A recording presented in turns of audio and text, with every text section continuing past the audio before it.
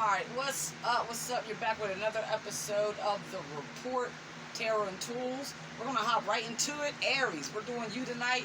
I already started your reading, but I had to turn off the camera, so we have 5 cards that came out. Your overall energy is the 9 of Wands. As I was explaining before I got rudely interrupted, as far as the 9 of Wands goes for your overall energy, Aries, I'm feeling like this is the card that comes right before the 10 of Wands. The 10 of Wands is the card that represents a heavy load or heavy burdens that you've been carrying and you're ready to drop the burdens.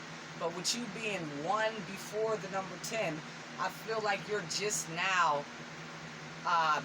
becoming or reaching your wit's end with certain situations. So right now you're really starting to feel bogged down by certain things that are surrounding your passions, because the wands do represent passions.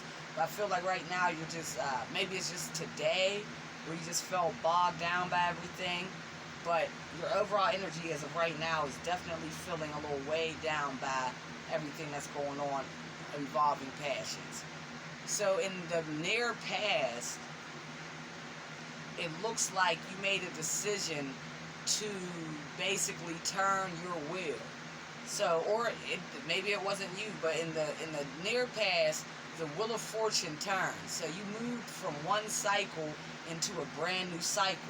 Because of this happening, it brought in a tower moment where something came to a crashing halt. Something came to a crashing fucking halt. So we say near past, this could be anything from the month of May to last week to yesterday to an hour ago. So there was an end of the cycle that came in. Now the thing is, when I'm doing numerology, I talk about it often, we have 9-year cycles. So when you get back to that number 10, which is the number 1, you're in the number 1 year, a number 1 personal year. So I feel like this Wheel of Fortune really didn't have too much to do with you or whatever, anything else was involved. I don't feel like you were like, I'm bringing this in. You could have.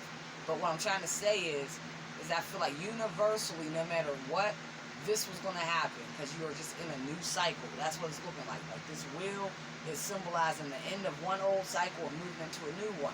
But because this had to happen, because you had to move into a new cycle, this means that the old cycle, the things of the past, things that no longer served you, came crashing down. And you basically had to put an end to anything that you felt like didn't serve your highest purpose.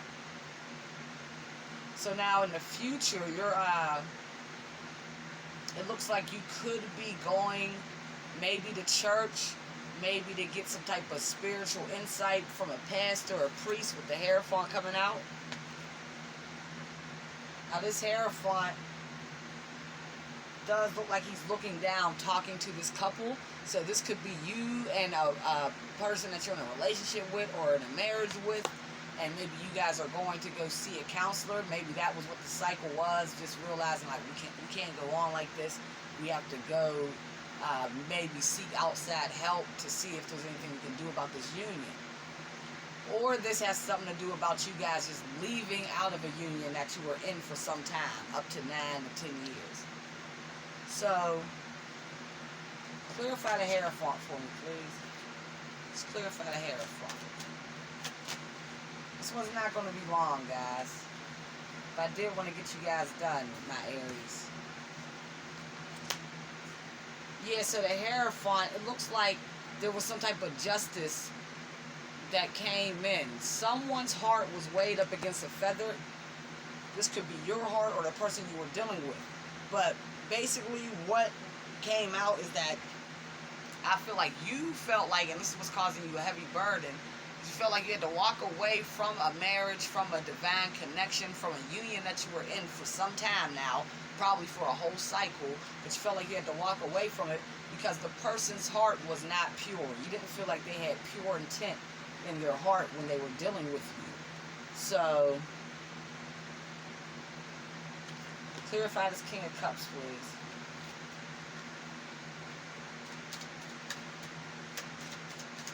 I feel like now you're finding your stability back from this situation, but you are still in your emotions about it and kind of in reflection mode. Yeah, this situation, even though it was tough, I feel like for a lot of you guys, this really humbled you. So I don't know if before this you might have been the talk of the town or the hot girl, or, you know, not in a bad way. I'm not saying this in negative ways, but like you were the one that people sought after.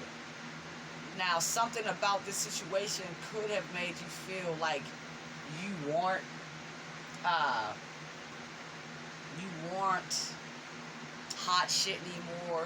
You weren't in high demand, but something about this made you humble yourself, because this is my humble person who's willing to put in hard work. So even though you had to walk away from something, I feel like you still learned a valuable lesson as far as everything that glitters is not gold, and that is even when it comes to yourself. So you're learning that just because you put on a shiny suit and present yourself to the world a certain way, that doesn't necessarily mean that you're where you want to be. So you're beginning to humble yourself. Maybe take off the shiny suit and just present yourself as you are until you work your way up to where you want to be. And that's whether it's in your love life or whether it's in, you know, career or whatever. But you're knowing that this is your best approach, is to become humble and really walk in your truest light if you want to get true emotional fulfillment. So you're learning that everything that glitters isn't gold, or everything that's gold is not going to bring you emotional fulfillment. You're going to have to really scratch down to the surface of who you are at your core, without any garb on, without all the special and spectacular rings and jewels or on your neck, but just getting down to the bare minimum. What is going to emotionally fulfill you? And this is what's going to be able to usher in a new world for you. So Aries, let's see what's coming in for love. We'll pull from the Romance Oracle deck. Love for my Aries. The most important messages that Aries needs to know, please, for love. It's pretty like for the month of June, but all of my readings are timely, so whenever you run into them, you can watch them. So free yourself, and we just talked about this. You're learning that you had to walk away from something that was not in your highest purpose. You felt like this person, like I said, you just felt like their intent wasn't pure. You felt like their heart was not pure with love for you. You felt like, you couldn't even feel like this person had a lot of ulterior motives, or just something about it was not what you would deem to be emotional fulfillment. So it's time to take back control of your life and free yourself. So for a lot of you guys, this is what you'll be working on in the future, and this is what's going to usher in your brand new world. So now we also have soulmate. Yes, this is your soulmate. So whoever you are freeing yourself from, I feel like was definitely a strong soulmate. That is probably why you spent a whole cycle, or for some of you guys, you spent a cycle or more because of this soulmate bond. It was a very strong connection, but every soulmate that we come in contact with is not supposed to be with us, as far as in union with us forever.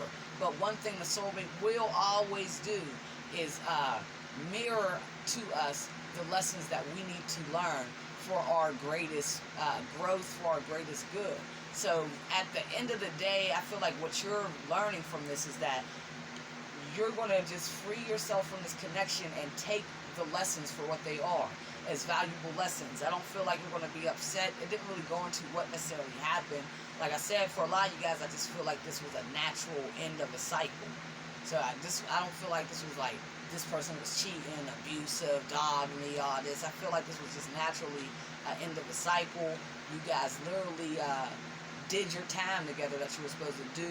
You learned all the lessons you could possibly learn from each other, and now it's just time to move on into a new cycle, into a new group of lessons to learn. So now they're telling you to stay optimistic about your love life. Positive thinking and faith will bring you romance. So even though this soulmate situation didn't work out as planned, didn't work out as you wanted it to, they're telling you to stay optimistic about your love life, because it's the positive thinking that will bring you romance. And one way to stay positive is about how you're seeing things. It's all about your perspective. So like I said, it's about knowing that not to be upset, not to be mad, not to be, especially if there was really nothing that was done wrong in this relationship and two people just basically did their time. It's like, think of all the roads, Think of all those crosses. Taking steps is easy. Standing still is hard. Remember all those faces. Remember all the voices. Everything is different the second time around. When you got time. So, that's the theme song from The Orange is the New Black.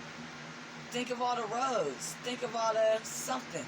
Taking steps is easy. Standing still is hard. And I feel like that's one of the lessons that you really learn. Is that taking steps. At the end of the day, I feel like I said, a lot of you guys were in this for a full cycle and then some. For the guys that were in it for and then some is because you found it hard to break apart from this soul connection because it was a tight soul bond. But you were finding yourself in a codependent part of it to where you couldn't free yourself from it. So what you ended up finding out is, damn, taking steps is actually easier than standing still. Taking steps forward are easy. Standing still is hard if this is no longer where I'm supposed to be. So I feel like as long as you guys stay optimistic and know that this was a lesson and a blessing, stay positive, you will get another plenty of opportunities for love and romance that you really feel deeply. You will come in contact with a new soulmate because, baby, you just ended the cycle. So you got a whole new world coming in. Don't you dare close your eyes. Alright, y'all. I'm out of here. It's your girl, Jen Ether. Thank you for watching another episode of The Report, Tarot and Tools. If you would like to get in contact with me for a personal reading, all the information is in the description box. Also, make sure you go check out my website. I just published it about a couple weeks ago. It's not too old, but I have great articles up there. The one I've really been talking about is The Teacher's Plight. And it talks about the ascension process. And I've been bringing it up because all of this stuff, when you're moving to new cycles and learning these lessons and leaving soulmates behind because you learned the lesson, these are all steps in the ascension process. And even when we learn that taking steps is easier than standing still, that's what this article is about how a lot of us, we feel like it's easier to avoid ascending, but it's really not. And this article will really explain to you why it's just easier to go through these growth spurts than it is to stand still. Why it's actually more detrimental and more painful to stay in the same place. So go down in the description box, please, and click the link and check out that article. I promise you, you're going to love it. It's going to be very helpful for the situation that you're in. It's a short, easy read. It's kind of like my readings. I keep them fun, light, entertaining. So it's a quick read for y'all. Y'all will enjoy it. But once again, thank you for tuning in with your girl, Jen Ether. You just watched another episode of The Report, Tarot and Tools. I'm out of here. I'll see y'all tomorrow. I'm going to get on and do the Divine Masculine check-in. Well, we'll see a lot of shit about the Divine Masculine, the Karmic. What does the Divine Masculine tell their family about you? What does the Divine Masculine's family think about you? What's happening between the Karmic and the Divine Masculine? So check that out the next day, tomorrow. Alright, y'all? It's your girl, Jen Ether. Out. Peace.